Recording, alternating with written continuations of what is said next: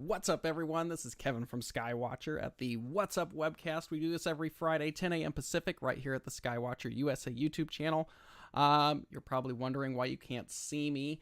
I'm not sure what's going on with my camera this morning, but it is revolting against me. So we're just going to do this by voice. Apologize for that. But anyway, thanks for hanging out with us this morning. I will figure out what's going on with my camera. It was working earlier, but we'll figure that out next week. But anyway, we're going to be talking about cameras today anyway. And so we'll just do this full screen and you can hear my voice and we'll hang out. Anyway, welcome to the What's Up Webcast. We do this every Friday, 10 a.m. Pacific, right here at the Skywatcher USA YouTube channel. My name is Kevin Legore. I'm the product specialist for Skywatcher here in the US. We check everything from what's up into the nighttime sky to equipment to helpful tips and tricks on imaging. And yeah, and at the end of the month, we have a special guest on to talk about their specialty in the field of astronomy. So this is our equipment today. Equipment talk today. And I think this will be a really helpful conversation for people. And if you have, I'm hoping you guys have questions today, because I think I'm hoping the Q&A session will be a little bit longer today on matching other people's equipment. But anyway, real quick, just before I get too far, I always skip this part. If you like what you see here, please subscribe, leave a like to a video. It lets us know we're doing a good job, and it lets us know to keep doing it. If you have an idea for a What's Up Webcast episode, go ahead and email us at info@skywatcherusa.com. Title it What's Up, and let us know what you'd like to see on the What's Up Webcast. We're always looking for new ideas, especially being a new year, so we're always looking to add new episodes. If you don't see your episode or idea pop up immediately in the next few weeks, it does take time for us to schedule and get things on the list of things to do. So just because you don't see it immediately doesn't mean we're not considering it at some later date. So just hang out and we'll get to it. And yes, I definitely understand the irony of today having a camera talk while my camera's not working. Boom, boom, boom. So anyway, deal with it. If you want to keep up with what's going on at Skywatcher, go to skywatcherusa.com. Up at the top, see the green bar. It says subscribe and save. Click that little doodad up there, the button there. Fill in your email. It keeps you up to date with what's going on. We have a lot of cool stuff coming out over the next couple months too. So FYI, if you want to be the first one to know, just saying. But anyway, we're going to go ahead and get started. But if you want to subscribe and be a part of what's going on at Skywatcher and up to date, go ahead and hit the subscribe and save. Pop your email in there and you'll get our monthly and weekly emails on what's going on. So anyway, we're going to go ahead and jump into this, matching your camera. Now, a lot of us are into astrophotography. It's one of the fastest growing portions of the hobby. It is the fastest growing portion of the hobby. Obviously, there's a lot of equipment manufacturers out there, us included, that are focusing on this side of the hobby. That's a very big interest right now. So that's what we're going to be digging into. Now, there's a lot of combinations of stuff out there that you can buy. There's so many pieces of equipment, so many cameras, so many telescopes, so many filters, so many blah, blah, blah. It's so overwhelming on what you can get into nowadays. And we kind of need to sit down and take a reality check on, what is it that we really should be looking at? So I think all of us dream of a big scope and an observatory and being able to walk out under an immensely dark sky or even have one in our backyard. It's like, if I won the lottery, I'll get that 24-inch plane wave or blah, blah, blah, blah, blah. It's fun to dream about doing that. And we all want to get those high-resolution images and share them, blow up big prints and sell prints online or whatever you want to do. But the reality is, do you actually need a big telescope? And on top of that, can your location even utilize a telescope is a whole nother conversation. And what is the ideal setup for our local conditions. I see a lot of people doing this nowadays. We've had some questions come in before where it's like, oh, I'm interested in getting this telescope, but I've got this camera, and it just doesn't make sense. And that's a big deal because you're not going to get the sharpest images that you're looking for if you're taking certain cameras or plugging them on the back of certain telescopes, and your conditions aren't going to support it. So there's this trifecta of seeing conditions, telescope, and camera that we need to balance. And we need to be able to figure out what exactly is going to give us the best combo to give us the best images that we can share with our friends and family, and maybe you can do prints or whatever you want to do with them, but you want to make sure that you're paying attention to that. You can't just go out. You can go out and buy a 60 megapixel camera and smack that on the back of a 30-inch, whatever scope, and you can take images from it, but it might not look as good as, say, a smaller telescope with that camera being maybe matched better to it. So that's something that I see come up a lot. And that's what today's talk is going to be about, is basically matching your camera, your seeing conditions, and your telescope to ensure that you are getting the ultimate performance out of your system. And you can do this with every single system out there, no matter what level of astrophotography you're into, from beginner to advanced. You can always match your system. And this is important, especially if maybe you've been into the hobby, but now you're looking to spend a little bit more money, or you've decided, yes, I like doing this, I'm ready to buy like a dedicated system. Maybe you're stepping away from a mirrorless or a DSLR camera and you're going to a dedicated camera. And, there's a lot of options out there, but which one's going to make sense for you is important. And these are all the questions that, we want to answer for ourselves. But we need to kind of break this down before, we just shell out thousands of dollars, because you can do that really easily. And I've seen people do it, and then they send me their images, and it's like, that's a lot of money, and that image isn't as good as it probably could have been. Ultimately, it's what you're happy with, but I'm hoping with this talk, it'll kind of help, navigate to where your investment will bring you the best performance back to what you're looking for. So the first thing we need to understand is local seeing conditions. We have a whole episode on local or understanding seeing conditions. That's very important because a lot of people, when we talk about seeing conditions, the first thing they're going to say is, oh yeah, I'm in a bortle, blah, blah, blah. It has nothing to do with darkness at all. We're talking about the stability of the sky. The conditions are going to dictate what you can use ultimately, whether it's your backyard or your local observing site, whatever. It always is the main variable that we need to address. Pairing your telescope and your system to your local site is going to make sure that your images are always going to be razor sharp and of the highest quality possible from your location. So that's important. Now, most of you probably know this, but seeing is generally measured in arc seconds. If you don't know what an arc second is, that 1 arc second is basically 1/3600th of a degree. Very small measurement. But that's basically what we're going to be talking about today is arc seconds. That's the measurement that we'll be basically talking about. But I think it's important because most of us, it's probably like, well, I don't know what my seeing conditions are. So there's an average, and we're going to kind of break that down, but it's kind of good to know roughly what your local seeing conditions are. And if you've already done astrophotography, you probably already know a little bit about this with like full width, half max. This is obviously something that you're going to want to pay attention to. It's basically measuring your seeing or how small things can be resolved at that point. So really good world-class like observatory sites, you'll hear sub-arc second seeing. That means you're basically able to resolve below an arc second, which is phenomenal. you see these observatories all over the world, whether they're in, Arizona, Texas, California, Hawaii, Chile.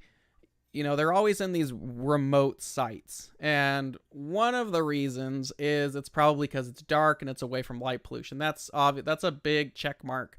But a real big check mark is the seeing conditions and how stable the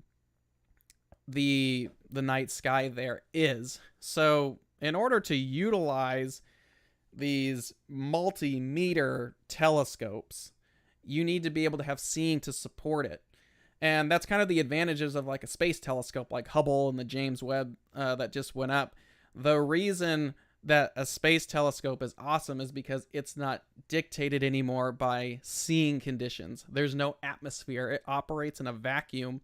So there's no major distortion happening from the atmosphere.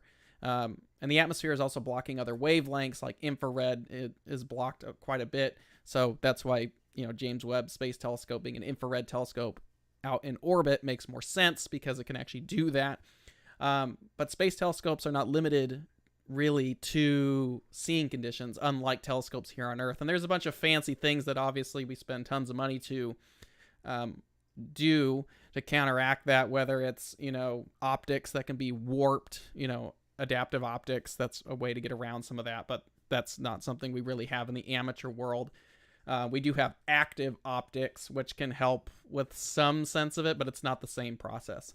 So world-class seeing would be sub-arc second seeing. That's generally where all these big observatories are at. They spend hundreds of thousands of dollars to millions of dollars scouting these locations, these distant mountaintops, to actually find which location is going to be absolutely ideal for placing these multi-million-dollar telescopes in order to achieve the kind of observations they want to achieve. So generally a world-class site, I would say, is under an arc second, or 0.5, half an arc second to 0.5, half an arc second to 1 arc second, or anything below 1 arc second. That's a world-class site.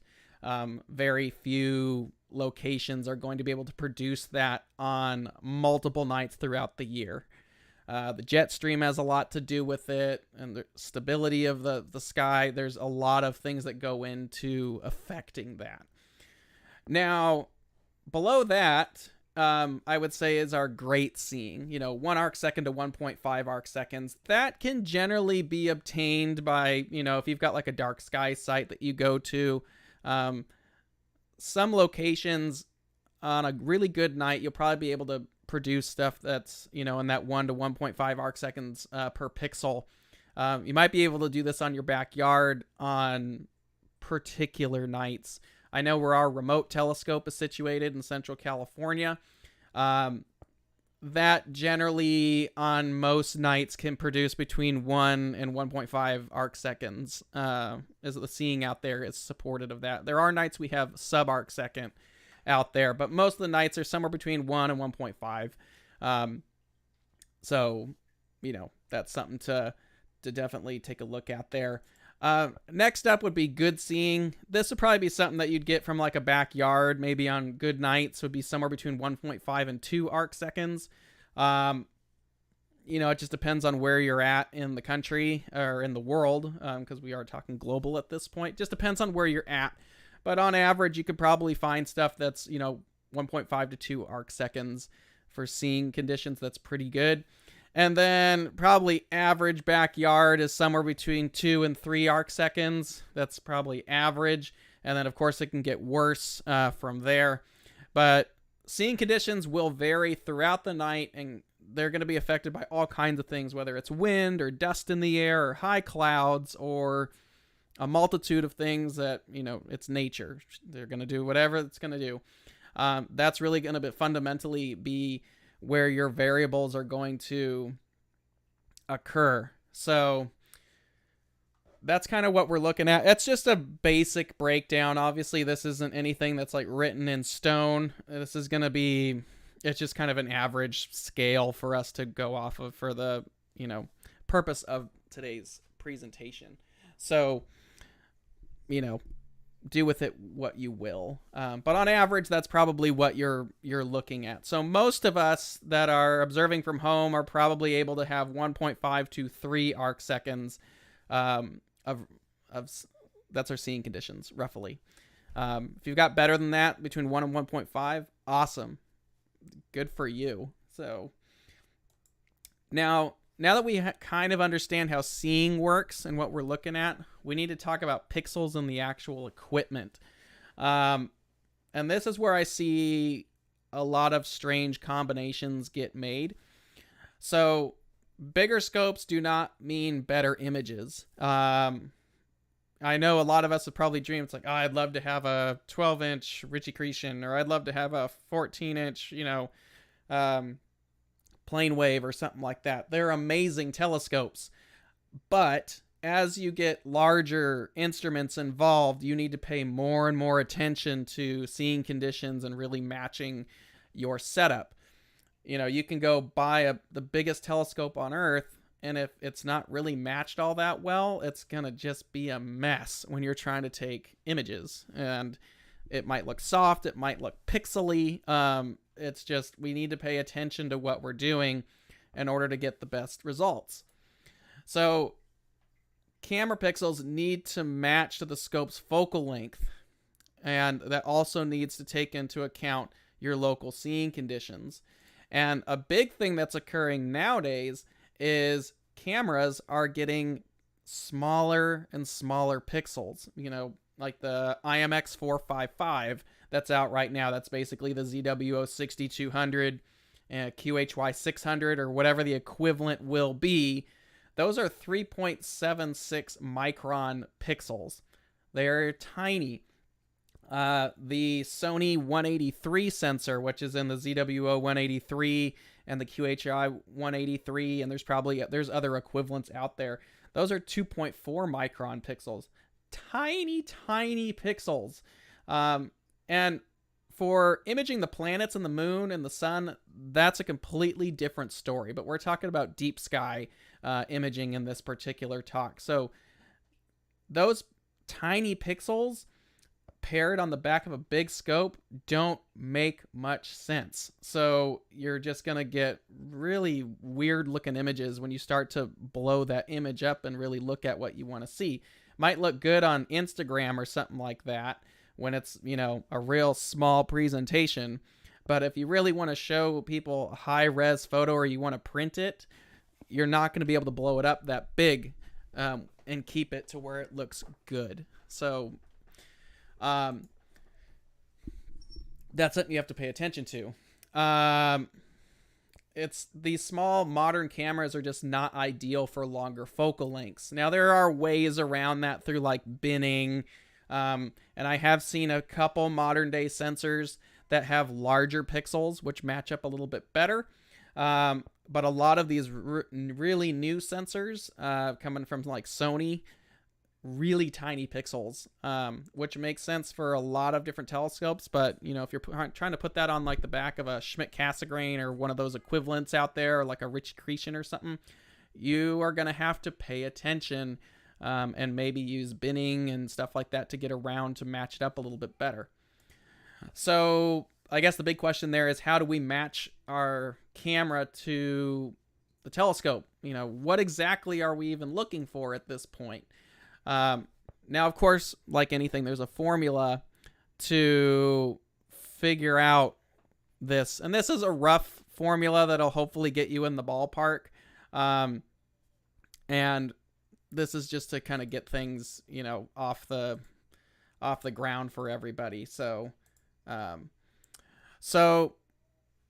just for calculating purposes, good seeing is, we're just going to say on average, we're going to work with, 1.5 to 2 arc seconds per pixel. That's basically the resolution that we're going to work with in our experiment that we're doing right here.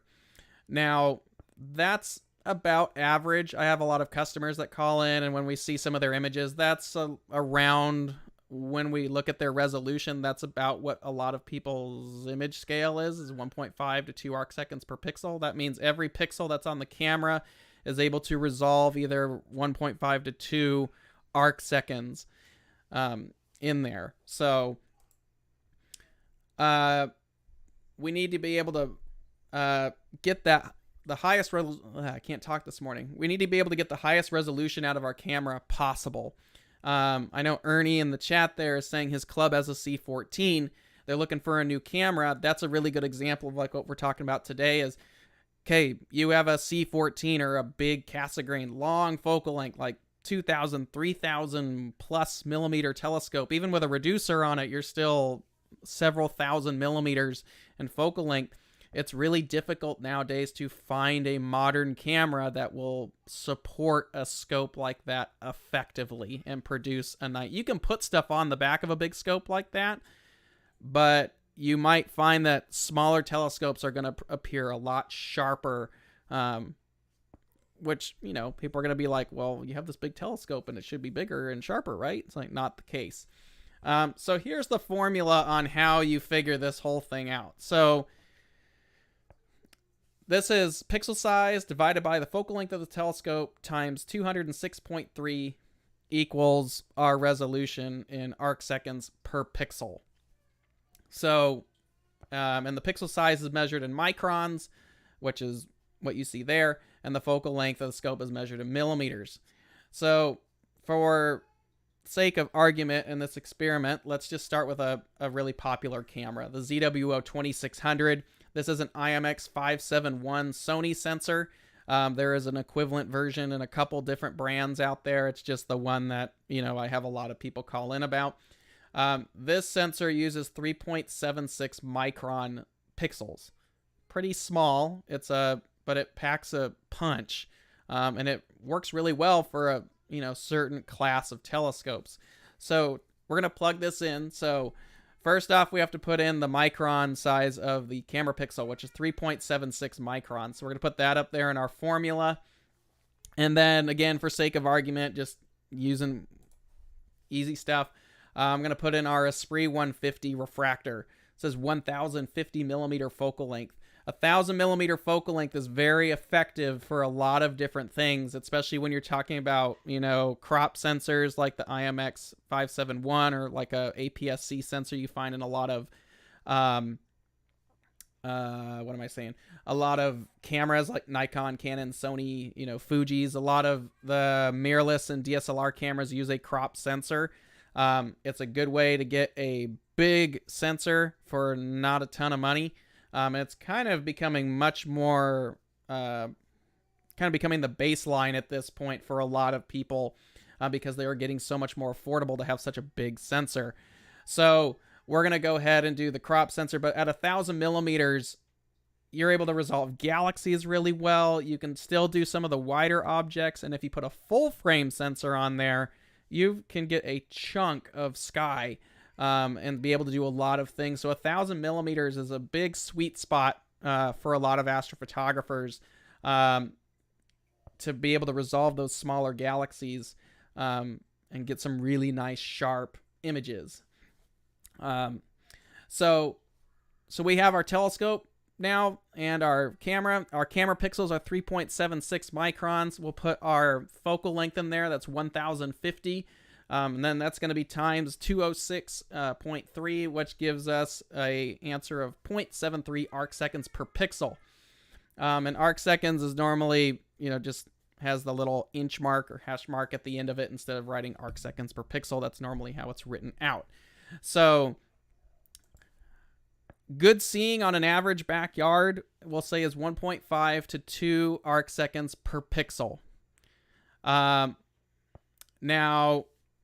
with our calculator there, we're at 0.7 arc seconds per pixel, which is a little bit of a stretch running at full resolution on some of these cameras. So like the IMX 571 sensor, the IMX 455, so that's the ZWO 2600 for the 571 sensor, and the 6200 uses the big full frame 455 sensor. Both of those are 3.7 micron pixels. Even the 533 ZWO, the little square chip, same pixel size. If we had that on the back of a 1,000 millimeter focal length scope, it would give us about 0.7 arc seconds per pixel, which you'll probably need a pretty good stable night to maximize the resolution of that system. Odds are from a backyard, it's going to appear, it's not going to appear very well on that. So this is where things start to come into play. So if pixels are too large, it's known as undersampling. Undersampling is going to give you blocky looking stars, very pixelated stars. Now, in this case, from our experiment there, our telescope calculated to be 0.7 arc seconds per pixel at 1x1 bin. This would be considered oversampling. The pixels are too small. So that's going to give us soft, bloated stars, which I do see a lot, especially when a lot of these people out there are using these little Ritchie-Cretians that are on the market. You know, these, truss Cassegrains you can get, and they're pairing them with these modern cameras that have these small pixels. A lot of the images, they look nice, and there's a lot of people out there taking very nice images of them, and they look fine when you're just looking at the whole thing, but if you start to zoom in, it gets soft very quickly. So if you're looking to hunt detail, or maybe even do scientific work where you're really relying on the maximum resolution of the telescope, if you're oversampling with tiny pixels on the back of a long focal length instrument, a lot of stuff is going to appear soft and bloated very quickly because you're oversampling on the image. Now, undersampling, we don't see that too much nowadays, because of the pixel sizes are getting so small. 5 years ago, there were 6 micron, 9 micron. They're still out there, but you don't see them as much anymore. But a lot of those paired on the back of really short focal length telescopes, it looks super sharp, but all of them are undersampled. So if you blew that up really big, all the stars would look blocky and pixelated very quickly. But, if you wanted a big sensor, a big chunk of real estate, and you want to take a picture of the North American nebula and you're putting it on the back of like a 500 millimeter focal length refractor, the image is going to look awesome at full prints, as a full image. But if you ever wanted to blow that up to something real big, it would start to distort and look pixely very quickly. So, because the pixels are too big, it's undersampled at that point. Now, a good way around that, to help match your system a little bit better without having to go buy some big sensor camera, a camera with big pixels, which is becoming more difficult nowadays to obtain, is binning. Binning the camera will effectively allow the camera to make itself have larger pixels. Now, it does reduce the resolution of your camera. So, like, we'll just say on a ZWO 6200, just because I have experience with that, at 1x1 bin, I'm at 0.7 arc seconds per pixel on our Esprit 150, and the scene can support that for where the telescope is situated, but on some nights, it won't. More often than not, it won't support that resolution, so we have to bin.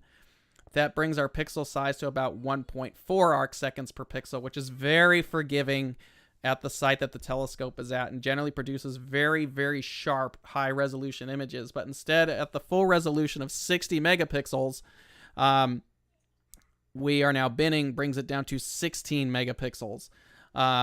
So I can't blow it up as big, but the images look pretty sharp, at least at, full resolution. You can zoom in quite a bit. That works really well. Here is where is it? Let me pull this up over here. This is an image of M33 that was taken from our observatory. This is the Esprit 150 with the ZWO 6200 that we have. This was on a night of good seeing, and this is at the full resolution of the sensor, 1x1 bin. And you can see, you can just zoom in for days on this image. Hold on, there we go. Sorry. Photoshop is disobeying me. There we go. you can see you can blow this image up for days and you have really high resolution. You know, it still starts to pixelate. I mean, that's going to happen no matter what you do, but you can still see really fine detail in a lot of the regions here because it's well matched. It's very sharp and it works well with the seeing conditions. Now, on another night, on average, we also binned some of this. This is a finalized M31 shot in color. Generally, we were binning on here, but you can see this is very sharp. We can zoom in quite a bit, you know, even at 200%, and there's still well-defined detail inside of there. That can be, there's all kinds of knots, and you can actually see detail and structure, and nothing's really quite to the level where it's pixelated and blocky. Stars still appear round. Resolution is still good. That's because on this particular night, we were not able to use the full resolution of the camera, so we binned it to match the seeing better, and it gave us this nice, sharp, high-definition system to work with. So that's where we were able to do the math before investing in any of the camera gear to really match well with the local seeing conditions. So that's the benefit there, is you can get these really nice high contrast, high resolution images, and you can actually blow them up and they still look good. You can make a big old, 2 foot by 3 foot print and it's still super sharp. So that's what we want to do. So here's an example here real quick. We just did this on our telescope this week just for this example. This is a 1x1 bin image from our telescope. This is the Esprit 150 with a ZWO 6200 on it.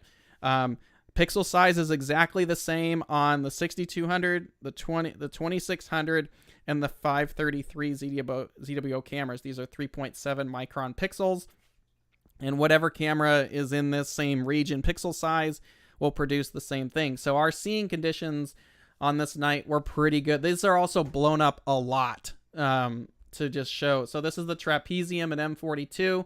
You can see all these tiny little stars inside of there. The stars still appear to be fairly round and detail is still well defined. And you can see a lot of that. So it worked really well. As we go over, and this is the ideal match for when the seeing is supported. So if we jump over to a 2x2 bin, I'll blink this back and forth, you'll notice the stars get a little softer. 2x2 bin is still pretty forgiving at this site. You'll notice the resolution does take a dive a little bit, but not a whole heck of a lot because it's still working. There is a window that you can work within. We're going to talk about in a minute with your telescope that you can work. You don't have to be exact. There's a forgiving window that you can work within. But when the pixels start to get bigger, now we're at 3.3 microns. We're starting to undersample. A lot of that real fine detail is kind of getting blurred out, and the stars are starting to look a little bit more pixelated. The pixels are just getting too big when we really start to look into the image there. Now we're starting to undersample our image. And if you looked at this full resolution, it would be fine. But if you really wanted to make a print out of this, it's not going to be ideal. And then if we jump up to 4x4, you can really see that the pixels and everything start to go downhill at this point. It's not ideal for this particular setup. However, larger instruments, like our friends at PlaneWave, they have a 24-inch down in Chile. They have this same camera on here, which doesn't make a lot of sense for most sites, but the site that this telescope sits at, their 24-inch down in Chile, is very good seeing conditions. So they're, on average, not using it at the full 60 megapixels. They're having to bin it to match up with the seeing, but because the seeing is so good, they can start to take advantage of the smaller pixels because the local conditions are so good.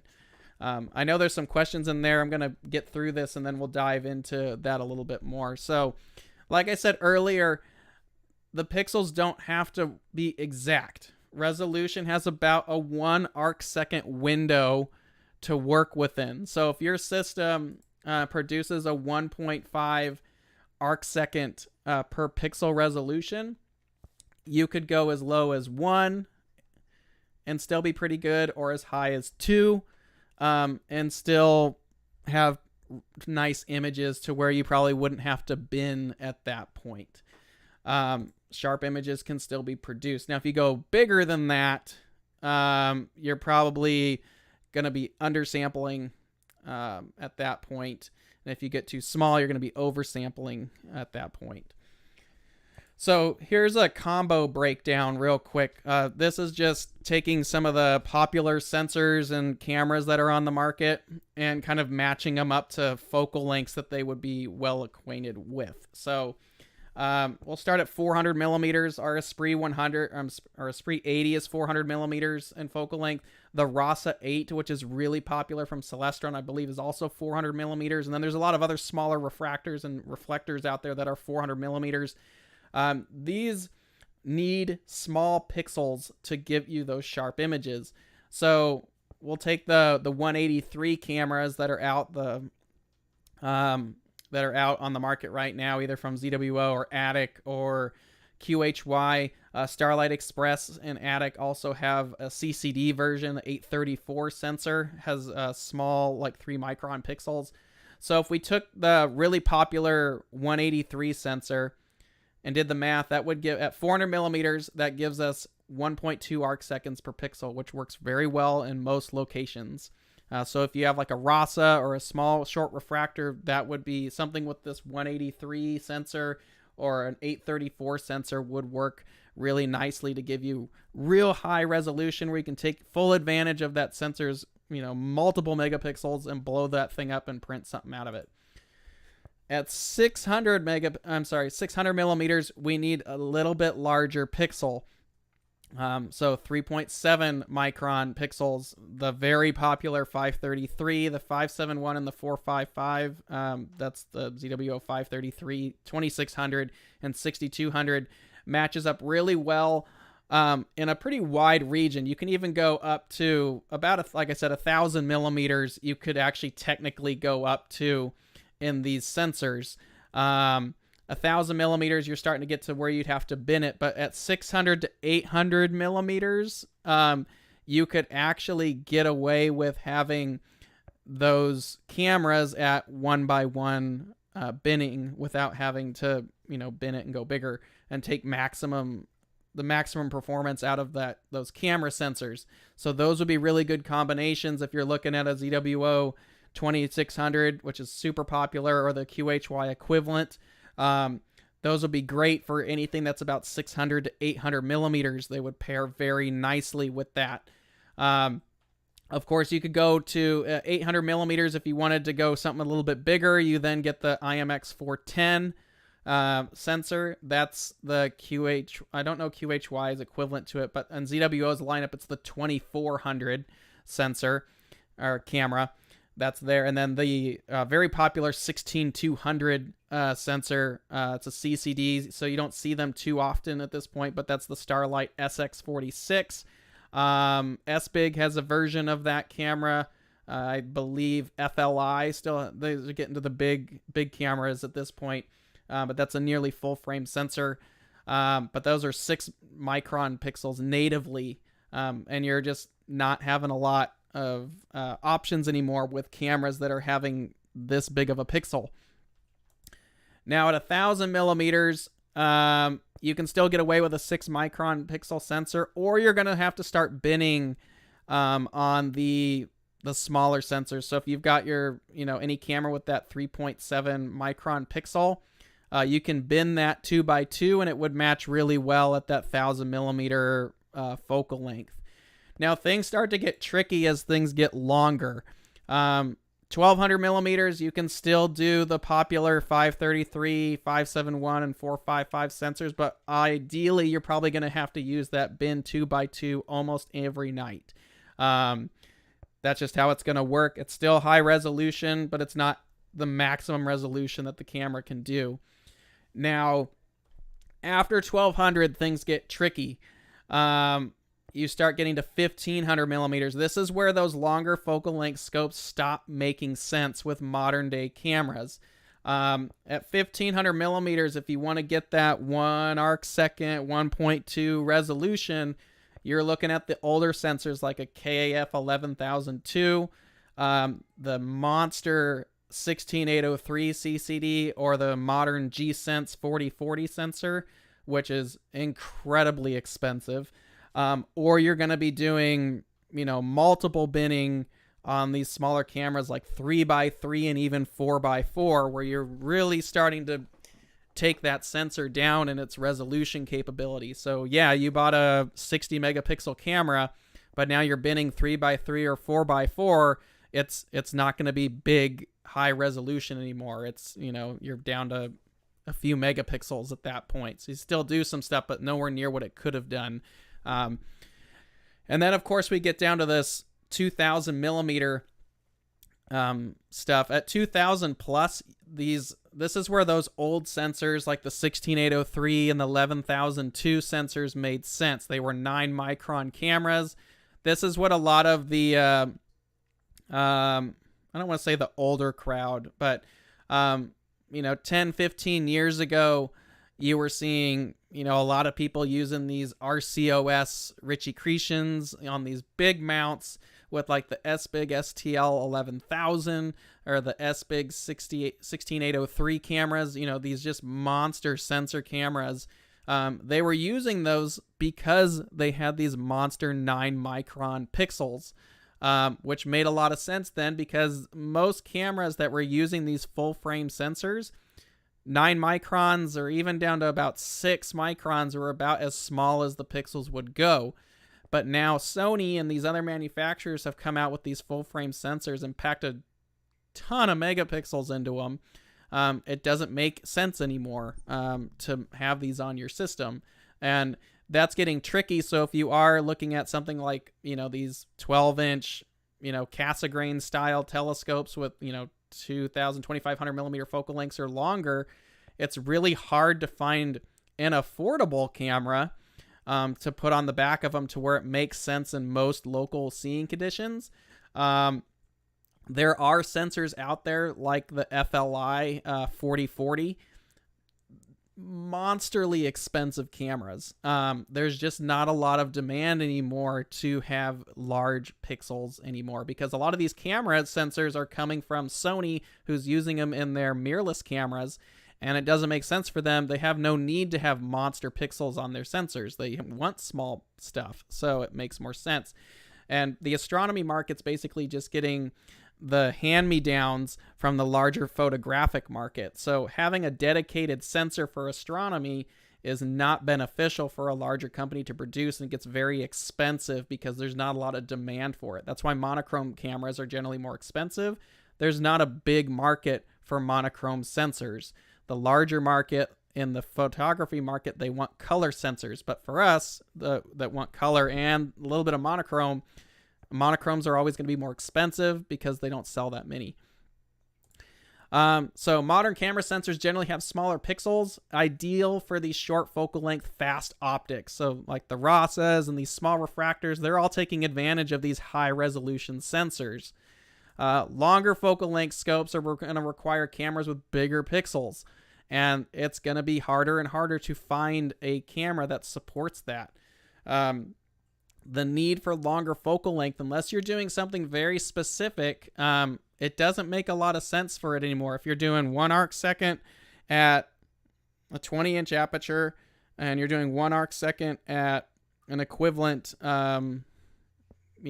smaller aperture, the resolution is going to be, print-wise, the resolution will be the same. So it's kind of a complicated subject. There's a lot of numbers floating around, but that's pretty much it for today's talk. If you have any questions or if there's a combo that you're looking for, we can do the math right now. I'd be happy to bring up the calculator and we can go in if there's a setup that you've been looking for. But that's matching your camera, so hopefully that made sense. Again, it's kind of a watered down approach to it just because there's a lot that can be discussed there. Next week, we have Dr. Edwin Krupp. He's the director of Griffith Observatory. He's going to be hanging out with us next Friday, so hopefully you can join us then. That'll be a really cool episode. It'll be very neat to talk to him. Griffith is one of the most, known public outreach observatories globally. But yeah, so there's that. That we'll be doing next week. I know there's a couple questions here. Real quick, if you're just looking for something cool, we do have our threadless shop. All kinds of shirts. We've got a bunch of cool stuff in the works. You can go on there and pick up Skywatcher swag if that's what you're looking for. But that is skywatcher.threadless.com. Whoops, wrong screen. There it is. Skywatcher.threadless.com. All kinds of shirts and swag and stuff like that if you want to go over there and check that out. So anyway, let's get to questions. Let's see. Still can't understand why pixels can be too small. Can you show an example of what a soft and bloating means? I didn't have anything on hand, unfortunately, at this point to show something like that. Well, maybe I do. Let me try to dig. Ooh, this is going to be old image. Bear with me real quick and see if I have something in here. Basically, the light is just getting spread out too much. And it either doesn't spread out enough over multiple pixels or it gets spread out too much over too many pixels. So that's the hard part. Let's see. I don't think I have maybe it's in here. Let me see if I can pull one of these up. Let me get rid of this. So let me bear with me real quick. I'm going to try to talk so this isn't boring at the same time. So these are I always get these mixed up. Undersampled images. So this is a 200 millimeter image, 200 millimeter focal length lens attached to a Starlight Express SX46. It's a 16200 sensor, 6 micron pixels is what it's at. And with the calculator, this is astronomy.tools. Great thing to work with. So this is a 200 millimeter telescope. And the camera on this is a 16200 sensor. They have all these different cameras you can plug in. You can do all kinds of fun stuff with it. Do they have a 16200? Here is one, just for the sake of it. Doesn't matter what camera brand. It's all the same sensor. Oh, I have to pick something. Yeah, wild duck. Why not? So on this combo, I was shooting at 6.2 arc seconds per pixel, which, if you can see right here, that looks great at full resolution. It looks awesome. But when we start to blow this up, you can see the stars get real pixely and square-like and stuff like that. So it all depends on what you want to do. Most of the time, images are going to be, full resolution, where you're like this. But it depends. It all comes down to how sharp you want it to look at. So this is an oversampled image right here. So it looks good at full res, and that's really all that matters. But if we were to compare it to something that was better matched, like a modern day 3.7 micron, some of the details would probably look a lot sharper and cleaner, and not so pixely. So that's an example of one there. I don't know if I have a soft one. I don't have a lot of high focal length stuff at this point. So I'm sorry, I was flipping them around. So oversampled, undersampled, it happens all the time. So I apologize on that. Any further camera considerations for live viewing on a laptop screen? Most of the modern day cameras are really good. Something that's got high QE, no amp glow is what I would recommend. Something like a camera with a 533 sensor. It's a 1-inch sensor. They're under $1,000. They have no amp glow and they're very clean. You can live stack with pretty much anything nowadays, but I like the cameras that have high QE, so the exposures can be short and you're getting out a lot of detail really quickly. But it really kind of comes down to the budget and how big the sensor you want it to be. So a lot of the modern day cameras, like a 533, a 2600, or the 6200 monstrosity camera is very good. But look for the QE, like 70 QE or better. I like those cameras. And then something that doesn't have amp glow. You can always add darks, but if there's no amp glow to deal with on a CMOS sensor, that's better. Let's see. All of this advice is for deep sky only. Does that? No. This talk was mainly about matching your pixels for deep sky purposes. Planetary and lunar is a completely different set of rules. And you can use a bunch of pixels. It's you cannot apply this talk to planetary. It's a whole new game at that point. Next one. So us SCT owners are out of luck with modern cameras. Yes and no. You can either get it depends on the focal length. You can either get a modern camera and bin it. You can use a focal reducer. Focal reducers can help speed up the system and help better match something. So, we might go a little long today, but we'll go here. So let's just talk about this real quick. So let's say we have a C8, very popular telescope. C8s are 2,000 millimeters. Let's pair it with just a modern day camera. We'll just do the 6200 because it has 3.7 micron pixels. So at full resolution, 2,000 millimeters, you'd be about 0.4 arc seconds per pixel. That's a bit much for most any site there. That is sub arc second. It's going to look soft. Probably a lot.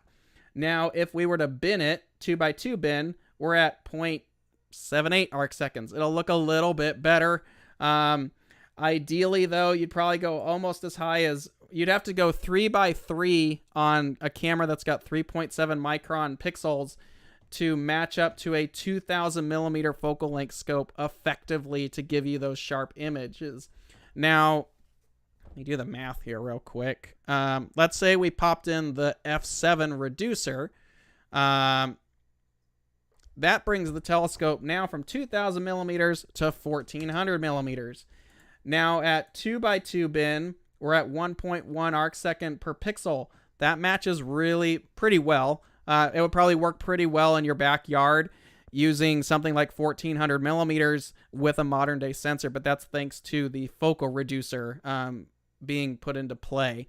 So focal reducers can be very helpful to taking longer focal length scopes and matching them better with high resolution sensors of the modern day. Now, obviously, you can only make a focal reducer so fast, so that's something you want to keep an eye out for.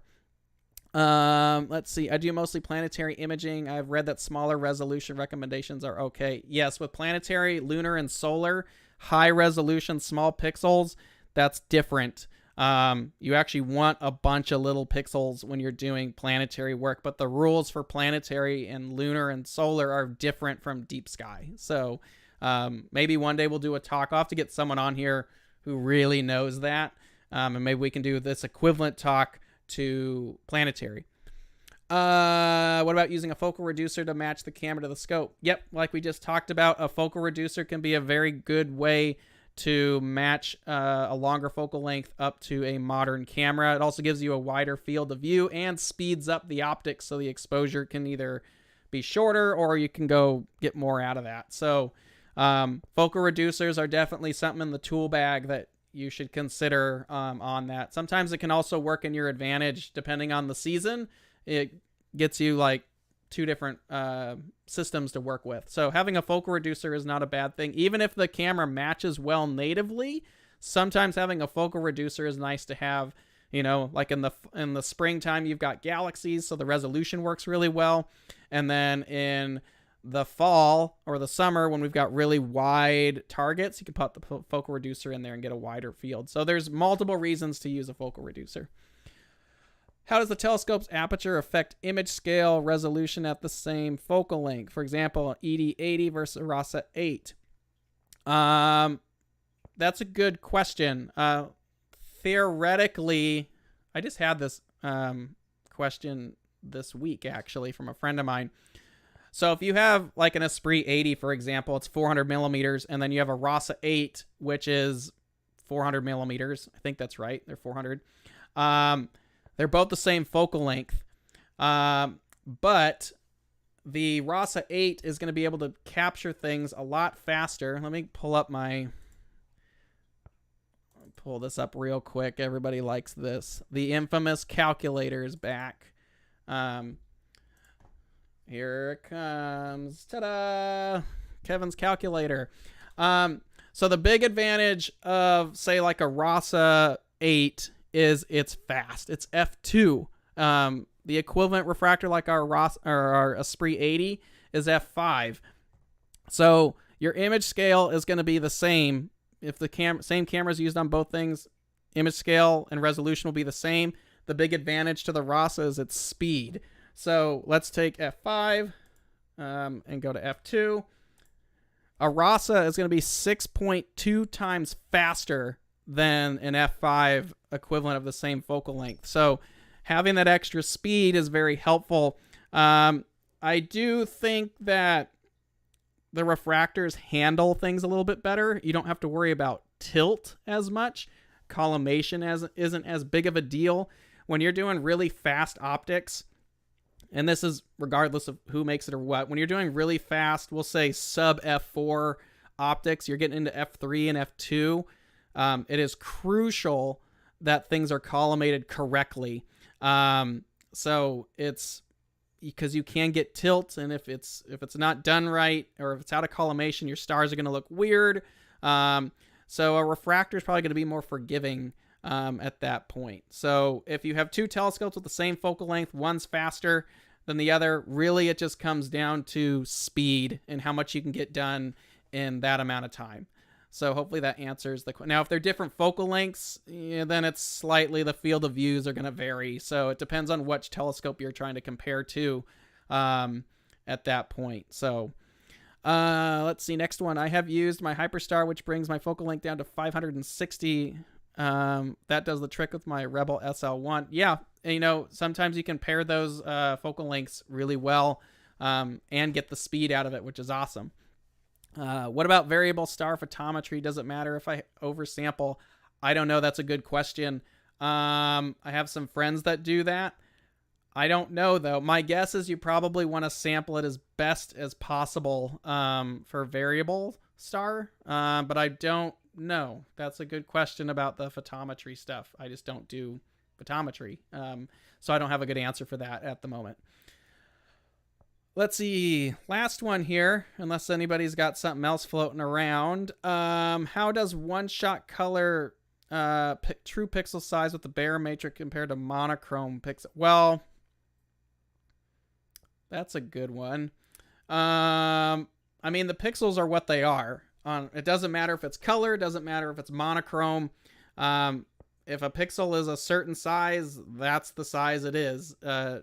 Now, you do lose some resolution on a one-shot color camera because not all the pixels are working at the same time. We have a talk about this we did an episode on this, monochrome versus color. So you can go in there and watch that if you want. But yeah, if we're just talking straight pixels, it doesn't matter if it's color or monochrome. Let's say it's a 3.8 micron pixel. It's a 3.8 micron pixel. But if it's a one-shot color camera and the pixels are that way, all the pixels are working, but not every pixel is working as effectively as like a monochrome sensor, which is getting the same amount of light on every pixel. Where a monochrome sensor, you're going to lose out because the blue might not be getting as much signal as like a green or a red or whatever. So it's resolution-wise, it's the same, but it gets complicated there, but hopefully you can figure out what I'm trying to say there. If you go to Astronomy Tools, CCD calculator gives us a graphic and write up. Yeah. So this website I use all the time when I'm on the phone with like a customer or something like that who's trying to figure this out. I pull this thing up religiously all the time and allows me to figure out all kinds of combinations of what someone's looking to do. Even while some of you have actually talked, on here about this, I'll pull this up and actually, figure it out. And it's a good thing to do off the fly. Even when we're setting up something at our observatory site, this is what we use to calculate all that. Just makes it really clean and easy. Sometimes it gives you the field of view graphic, which is nice, but ultimately we're just looking for that resolution. So anyway, unless there's more questions out there, I think we're pretty much good to go.